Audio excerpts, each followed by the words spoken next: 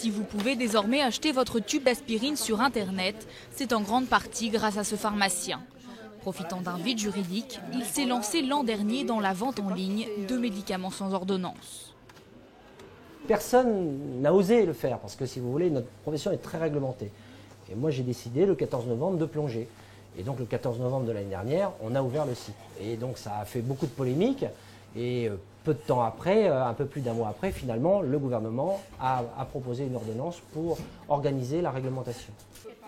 Dans un premier temps, seuls les produits en libre accès en pharmacie étaient concernés. Désormais, cette vente est élargie aux 4000 médicaments vendus sans ordonnance.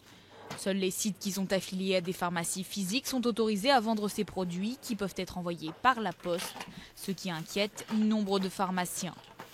Certains médicaments sont dans les pharmacies de tous les foyers français, la base de paracétamol, la base d'ibuprofène, et on a tendance à oublier que ces médicaments-là, ils restent des médicaments avec des effets bénéfiques, mais des effets délétères s'ils sont mal pris. Parce qu'on n'aura pas tenu compte de la posologie par rapport à l'âge, parce qu'on n'aura pas tenu compte des effets secondaires par rapport à un autre médicament.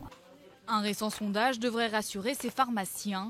Plus de 8 Français sur 10 déclarent ne pas être prêts à acheter des médicaments sur le net.